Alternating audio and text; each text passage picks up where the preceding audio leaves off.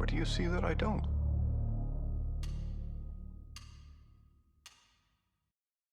And so today we have Weapons. This movie has been heaped with praise, lauded as the next great horror masterpiece with themes of abandonment, survivor's guilt, alcoholism, all wrapped up in the tragic tale of 17 children who, all at the same time, on the same night, decided to run from their homes into the looming abyss of darkness with open arms. And according to the opening narration, they are never seen again. So the question is it good? Well, it's not bad. It's not great either. Let me explain. So we have 17 missing children, and given that they're all from the same school class, this means that Ruth Langmore here What the fuck is wrong with Get skinny bitch! is left in a bit of a pickle. You see, suspicion and mob mentality are never polite bedfellows, and as Halloween Kills demonstrated to me at least, when you get enough people all rolled up, well, if there's evil afoot, then it's dying. Tonight. Evil dies tonight! Now, that awful movie aside, for the poor old Silver Surfer, all this amounts to is a few mean phone calls and some nasty graffiti on her car, which I thought was a shame, as her unfair persecution could have been the main emotional anchor of the movie. You see, the narrative is structured in such a way that we follow quite a large number of characters through overlapping timelines, each one being given their own dedicated chapter. So as the audience, we know far more than any one character at any one time. So we are fully aware that this poor old schoolteacher, well, she didn't do nothing. But the angry fervour of the remaining parents is also, well, more than understandable, so while their venom is aimed at the wrong target, it is warranted. And I would have been more than happy if the main mystery of the movie is only hinted at, and the main crux of the story was the town slowly falling apart, culminating in, Curly here, being, I don't know, burned at the stake or something. We as the audience know she's innocent, but the town have fair suspicion to believe the worst of her, so, tragic, bleak, dark. But that ain't what happened. It's just not. Now, what we have here is a plot fueled mostly by mass police incompetence, illogical character choices, and I hate to say this, fucking Marvel humour. So we have a great setup. Within the first 30 minutes, I was impressed by pretty much everything the movie had laid out. Great acting, great cinematography, and very good music. So, what held this movie back? I'll just be blunt. The plot is dumb. All of that initial mystery, all of the build-up, all of it leads to such a disappointing reveal that I was just left confused. A similar feeling one might get, I imagine, is, well, imagine you witness the birth of your first child. You're just staring lovingly into your partner's eyes, your whole relationship, all the love and cherished memories you both built up together, all culminating in this moment, the birth of your first child. And then, as you hear those little lungs cry out for the first time, your eyes move from the woman you love towards what you expect is the only person you'll ever love even more. But then the realisation hits you like a brick. What the fuck?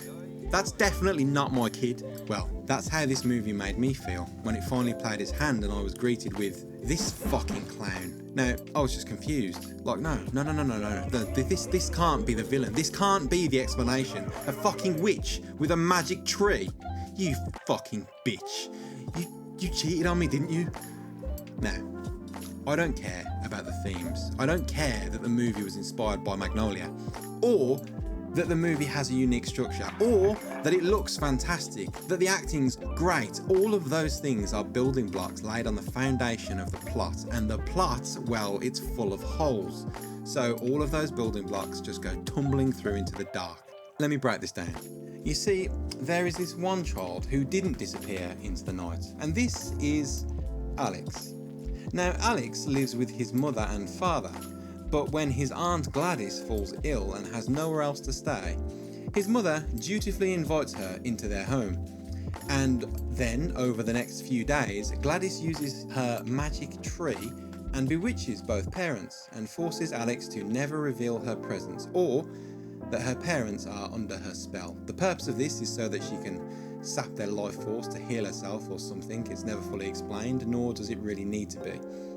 But when Alex's parents aren't quite up to snuff, well, she gets little old Alex to bring her an item from each of his classmates, so she can bewitch all of them too. And on one night at 2:17 AM, she carries out the spell and all the little kiddies come a-running right into Alex's basement. Now, that isn't really what I have an issue with. It's disappointing, yes, basically the entire mystery of the film boils down to, oh, it was just magic, but I can forgive that if the writing was capable enough to make it work. And well, it just weren't. When all the kids go missing, there is a huge investigation. Local police, FBI, all resources are tapped dry. Now, given that Alex is the only one remaining, he is questioned thoroughly. His house is searched, again, I would imagine, thoroughly.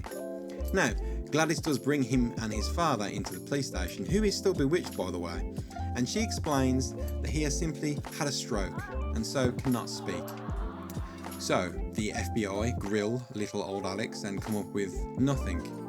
Do they ever fact check Gladys's claim that Alex's dead-eyed, stiff as a board, non-responsive father actually did have a stroke, given how easy it is to check? Well, no, they don't. They never fact check any of what Gladys says. Need I remind you, she looks like this. Now, if any of you are privy to how investigations play out, especially FBI investigations, then you'd know this is fucking ludicrous. But I'd argue, you wouldn't even need to know how the FBI functions. Would the local detectives not have spoken to everyone who knew Alex and his family and not come up with the fact that no one had ever seen Gladys leading up to the disappearance of the children? Because I certainly thought that. But who am I? A lowly peasant. Now, Gladys does a few more nefarious acts around town. You've seen Marvel's Wong in the trailer, no doubt, or at least this screenshot. Now, in reducing him to this feral state during a visit to him and his husband's home, Gladys leaves so much evidence behind that it's frankly absurd. Not to mention that when you know how her magic works, she didn't even need to be there to begin with. Yet she takes the risk of being seen by various witnesses and any cameras on the drive over. Now, there is also the factor of child welfare that should come into play, undoubtedly in a real life situation, but again, this isn't real life, is it? It's a fucking movie, and movies are allowed to be dumb and stupid and retarded. Anyway, Alex is clearly disturbed, even before the clown witch Pied Pipers all the children into his basement. And since the incident, he has been moved to another class and is now having to take the bus to school. Except for the first day, after Gladys has mind-wormed his parents, where a teacher sees him standing alone outside the school and upon asking him if he's okay, just then allows him to walk what seems like several miles all the way home. Now in jolly old England, this would have been enough to get that teacher fired. But seemingly in this small American town, there is no duty of care towards the young kids. Teachers just send them adrift off into the great beyond without care in the world. And if they are run over, abducted, mugged or murdered, well, that's their problem, isn't it? It's so stupid. Now, and this is the last thing I'm going to harp on, and there are many more, but I can go on for far too long, and I don't want to. Now, the last thing is this. You see, Mikey's older brother from the Goonies, well, he's real sad because his son disappeared and he felt that he never told him how much he loved him. Sad, tragic, boo-hoo, I get it. So, oh, and by the way, a bunch of the children were recorded through the Ring doorbells as they ran into the street and off into the night, which brings up many more glaring issues with the script, but I can't go through everything.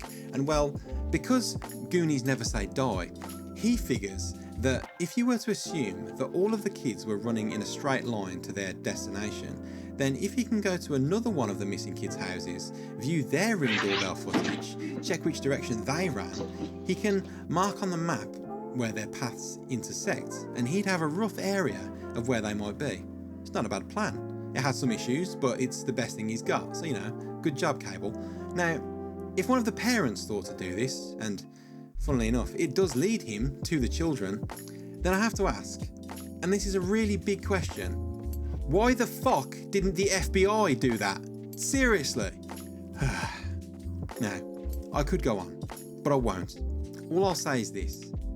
As good as this movie looks, as well acted as it is, if you think about the plot, even just a little, it all falls apart.